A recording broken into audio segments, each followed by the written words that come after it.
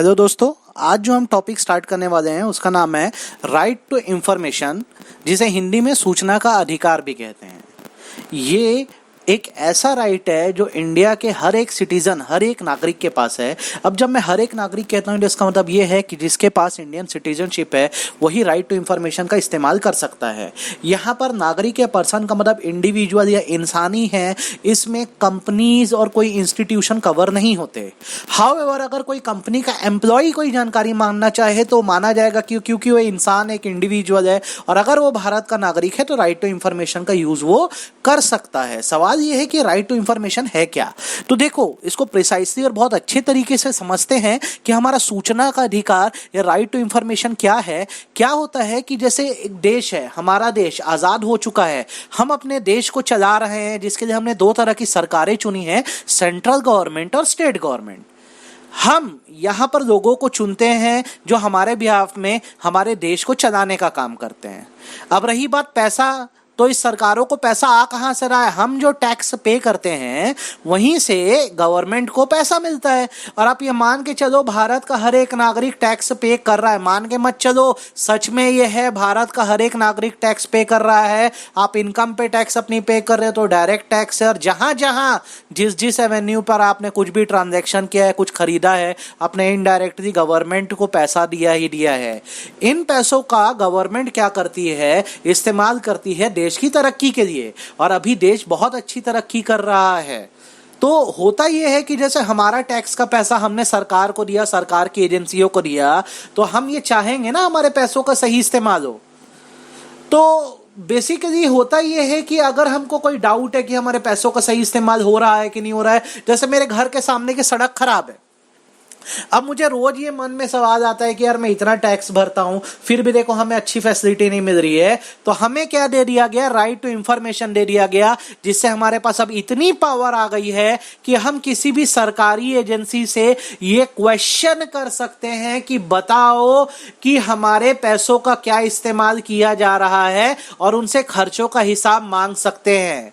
देश में जितनी भी सरकारी ऑर्गेनाइजेशन हैं सब आरटीआई के स्कोप में आती हैं, सब्जेक्ट टू कुछ एक्सेप्शंस, मतलब कुछ जानकारियां जो खुफिया एजेंसियों की जानकारियां होती हैं, सिक्योरिटी एजेंसीज की, हम वो नहीं मांग सकते। अदरवाइज हम हर गवर्नमेंट ऑफिस की जानकारी मांग सकते हैं। एग्जाम्पल के तौर पे अगर मैं आपको बताऊं तो एग्जाम्पल आप इसका क्या ले सकते हो? आप एग्जाम्पल ले सकते हो president office, prime minister's office, chief minister office, जितने भी गवर्नमेंट डिपार्टमेंट हैं सब इसमें आ जाते हैं। गवर्नमेंट स्कूल एंड कॉलेजेस, और वो स्कूल भी जो गवर्नमेंट एड से चल रहे हैं, अगर आपको जानना है कि वहां क्या खर्चा है और आपको थोड़ा भी डाउट है, आप राइट टू इंफॉर्मेशन के लिए यूज करो, इस राइट का यूज करो, अप्लाई करो। आप अप्लाई करोगे तो आपको सही जानकारी दे दी जाएगी। पर सवाल यह है कि जानकारी आपको मिले कैसे? तो जब ये एक्ट बनाया गया, तो पहले तो जब बनाया गया था 2005 में, तो इसकी एप्लीकेबिलिटी पूरे इंडिया में थी जम्मू एंड कश्मीर को छोड़कर। लेकिन अब क्या हुआ है, Jammu and Kashmir reorganisation act 2019 आ गया है, जिसके बाद से एक्ट जो है जम्मू कश्मीर में भी अप्लाई होता है। तो जब से ये अप्लाई हो रहा है तो इसमें क्या किया गया है, दो तरह की बॉडी बनाई गई है। मैं आपको बताऊं, एक बॉडी का नाम है सेंट्रल इंफॉर्मेशन कमीशन और दूसरी बॉडी का नाम है स्टेट इंफॉर्मेशन कमीशन। थोड़ी देर में मैं इस पे वापस आ रहा हूं। ये दो बॉडीज जो है पूरे इंडिया में देखती हैं कि आरटीआई रूल ढंग से अप्लाई हो रहा है कि नहीं। अब क्या करना है इस एक्ट में, तो जितने गवर्नमेंट ऑफिसेज, ब्लैंक जो दिख रहा है ना छोटा, यहाँ गवर्नमेंट वर्ड आएगा, जितने भी गवर्नमेंट ऑफिसेज है उनको क्या करना होगा, एक ऑफिसर को अपने अपॉइंट करना होगा हेड ऑफिसेज में, जिसको पब्लिक इंफॉर्मेशन ऑफिसर बोलेंगे। जब हम जानकारी मांगेंगे किसी गवर्नमेंट ऑफिस से, जैसे पुलिस डिपार्टमेंट की जानकारी चाहिए, तो वहां पब्लिक इंफॉर्मेशन ऑफिसर बैठा है, हमें वो जानकारी देगा। और जितनी भी इनकी ब्रांचेस होती है वहां पर एपीआईओ, असिस्टेंट पब्लिक इंफॉर्मेशन ऑफिसर बैठे रहते हैं। करना क्या है, तो आप एप्लीकेशन जो है वो फिजिकल फॉर्म में भी डाल सकते हो और ऑनलाइन भी डाल सकते हो, जिसकी फीस 10 रुपए लगती है। और अगर आप बीपीएल हो, मतलब बिलो पॉवर्टी लाइन हो, तो आप आरटीआई का फ्री में भी इस्तेमाल कर सकते हो। जब आप पब्लिक इंफॉर्मेशन से ऑफिसर से जानकारी मांगोगे तो ये जानकारी आपको 30 दिन में मिलेगी, और अगर 30 दिन से लेट होता है तो without any cost, without any fees, निःशुल्क आपको ये जानकारी दी जाएगी। अगर कोई अर्जेंट जानकारी चाहिए तो ये आपको 48 आवर्स में अवेलेबल कराई जाती है। अगर आपने अप्लाई पीआईओ के पास ना करके असिस्टेंट पीआईओ के पास किया है, एपीआईओ के पास किया है, तो जानकारी आपको 35 डेज में मिलेगी। और अगर आप थर्ड पार्टी के लिए इंफॉर्मेशन मांग रहे हो, थर्ड पार्टी मतलब इंफॉर्मेशन चाहता कोई और है और हम उसके लिए अप्लाई कर रहे हैं, तो जानकारी 40 दिन में मिलेगी। पहले तो ये बात आप अच्छे से समझ लो, मैं रिपीट कर देता हूं सारी बातों को। हमने अपने देश में केंद्र मतलब सेंट्रल गवर्नमेंट और स्टेट गवर्नमेंट चुनी है। देश हमारे टैक्सेस से चल रहा है। अगर हमें यह लग रहा है हमारे पैसों का सही इस्तेमाल नहीं हो रहा है, तो ट्रांसपेरेंसी के लिए हम आरटीआई का इस्तेमाल करके जान सकते हैं कि खर्चा क्या है। हर सरकारी ऑफिसेस में आरटीआई अप्लाई हो रहा है और वहां एक ऑफिसर को रखा जा रहा है जिसे पब्लिक इंफॉर्मेशन ऑफिसर कहते हैं, और उनका जो असिस्टेंट होगा वो एपीआईओ या असिस्टेंट पब्लिक इंफॉर्मेशन ऑफिसर कहलाएगा।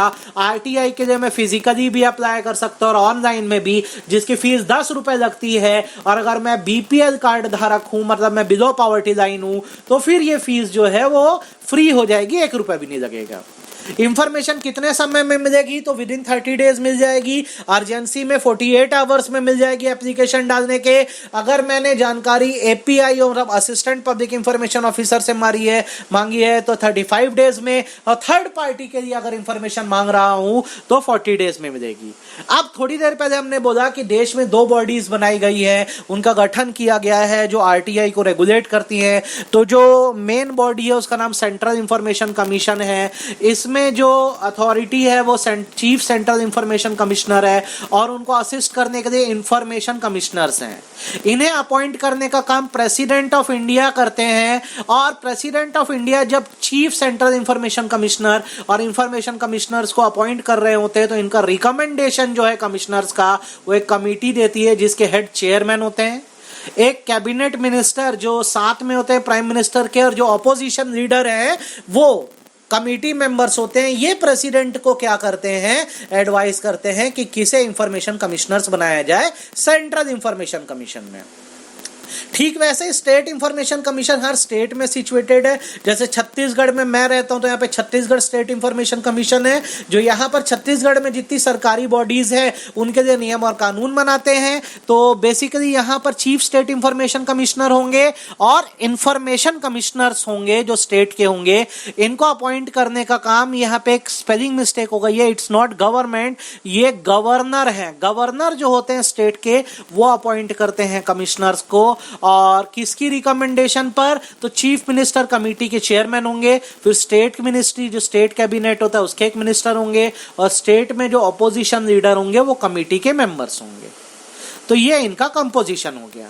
अच्छा, कौन सी इंफॉर्मेशन है जो आरटीआई में आपको नहीं दी जा सकती, तो कोई भी ऐसी इंफॉर्मेशन जिससे देश की सोवरेनिटी और इंटीग्रिटी को खतरा हो, या जिसे कोर्ट की डिसरिस्पेक्ट हो, या किसी को जान से का खतरा हो, या 2 देशों के बीच टेंशन बढ़ा दे। आप दूसरे शब्दों में ये भी कह सकते हो बेसिकली कि फॉरेन रिलेशंस की जानकारी आपको क्यों दी जाएगी। और अगर किसी का ट्रेड सीक्रेट खासकर वो प्राइवेट ऑर्गेनाइजेशन है तो आपको फिर क्या किया जाएगा, उसकी जानकारी नहीं दी जाएगी।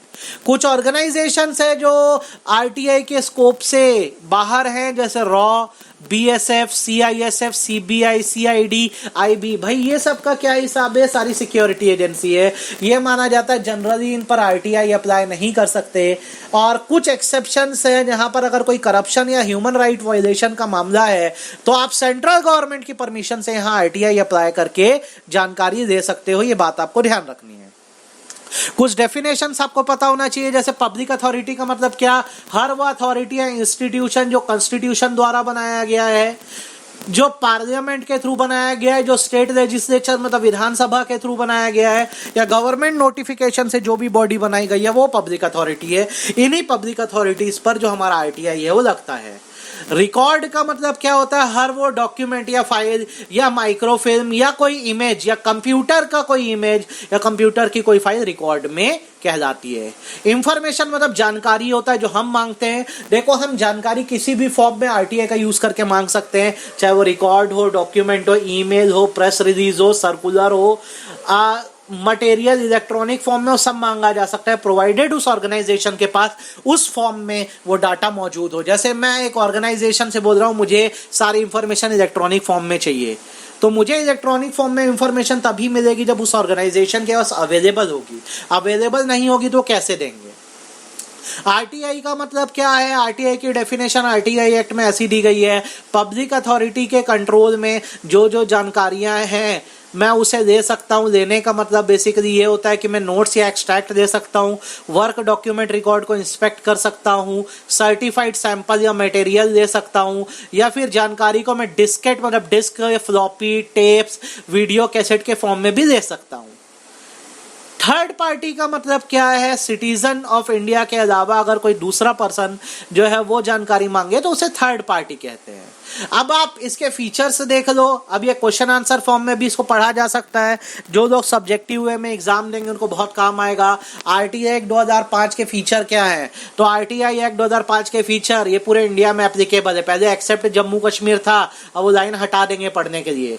दूसरा, जब ये आरटीआई एक्ट आया, कमेंस हुआ, तो 120 दिन का ट्रांजिशन पीरियड दिया गया पब्लिक अथॉरिटीज को कि वो अपने रिकॉर्ड अपडेट कर दें। जितनी भी पब्लिक अथॉरिटीज है उस पर आरटीआई एक्ट अप्लाई होता है।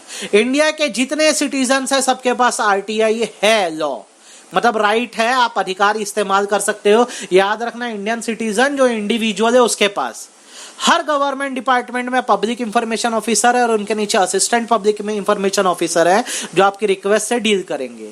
कुछ कैटेगरी ऑफ इंफॉर्मेशन को एग्जेम्प्ट कर दिया गया है। सिक्योरिटी एजेंसी आरटीआई के स्कोप से बाहर है, सब्जेक्ट टू एक्सेप्शन। ये पहला क्वेश्चन हो गया, आंसर हो गया, आपसे बन जाना चाहिए। दूसरी बात, मैंने अभी थोड़ी देर पहले ऊपर कैरेक्टरिस्टिक में बोला, फीचर में बोला 120 दिन का टाइम दिया गया था पब्लिक अथॉरिटी को क्या करने के लिए? ये सारे रिकॉर्ड अपडेट करने के लिए। अपनी ऑर्गेनाइजेशन का फंक्शन एंड पावर का पूरा डिटेल बना के रखो, अपने ऑफिसर एम्प्लॉय की ड्यूटीज एंड पावर्स बताओ, ऑर्गेनाइजेशन के रूल्स एंड रेगुलेशन बताओ, आपके यहाँ कौन सी इंफॉर्मेशन मिल सकती है आपको स्पेसिफाई करना होगा, अपने ऑफिसर और एम्प्लॉय की डायरेक्टरी तैयार रखो, क्या सैलरी ऑफिसर एम्प्लॉय को मिलती है उसका हिसाब रखो, इनकम एक्सपेंडिचर का हिसाब बना के रखना है रिकॉर्ड में। अब पब्लिक इंफॉर्मेशन ऑफिसर आपके यहाँ कौन है उसका डिटेल आपको रखना है।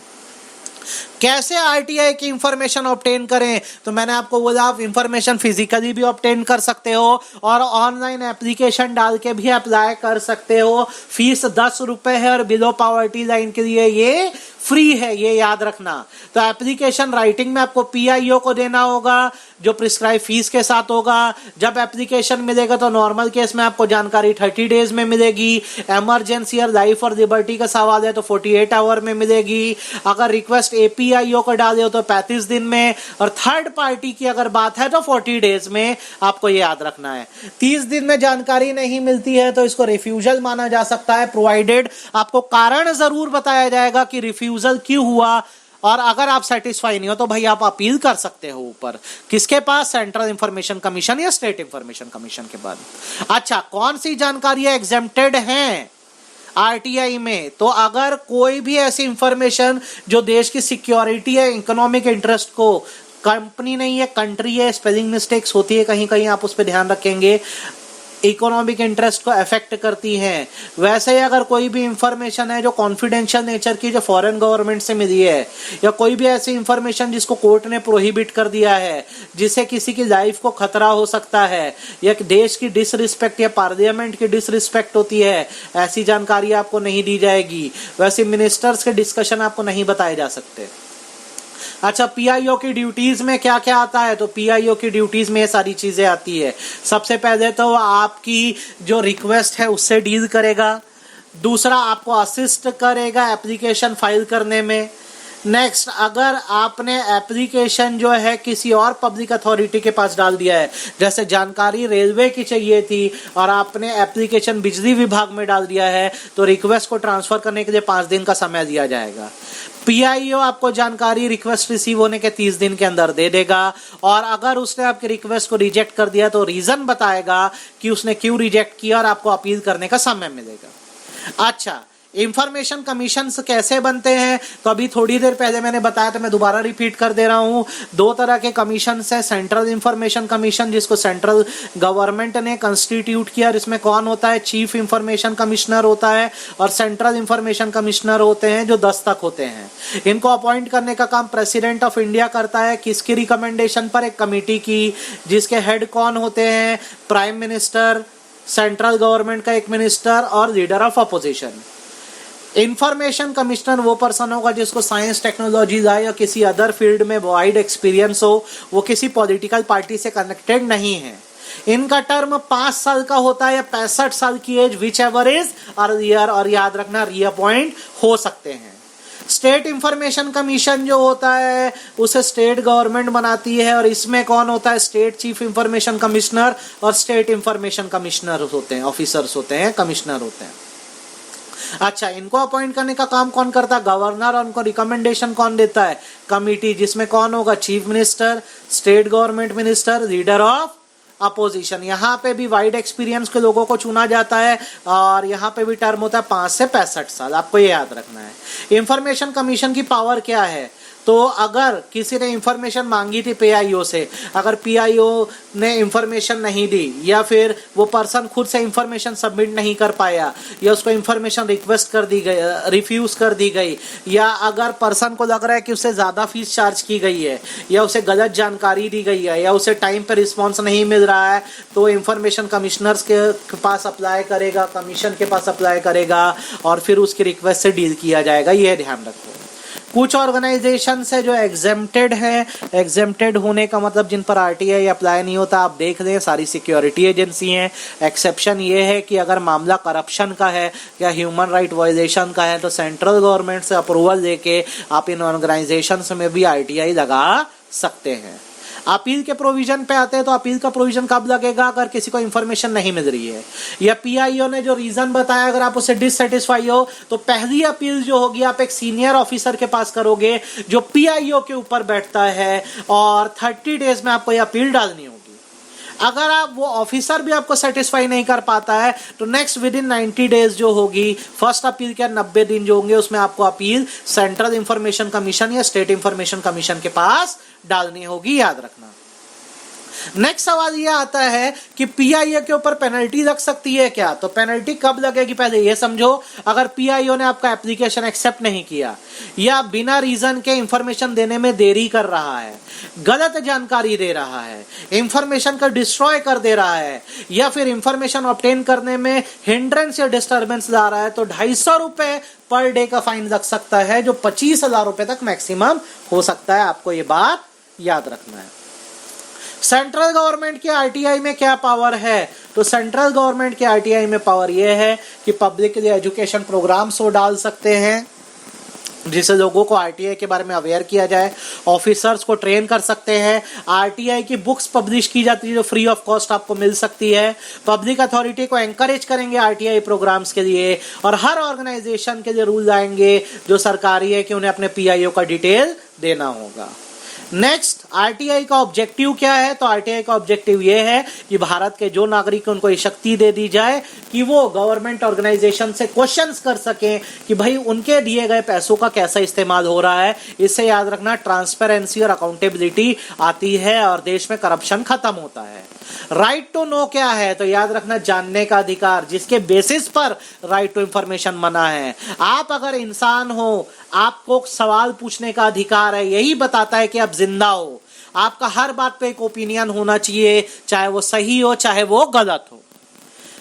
ये राइट टू इंफॉर्मेशन का पूरा कंसेप्ट है। मुझे उम्मीद है आपको ये समझ आया होगा।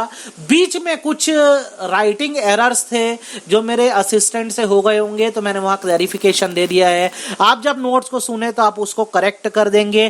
Thank you so much. फिर मिलते हैं अगले लेक्चर के साथ।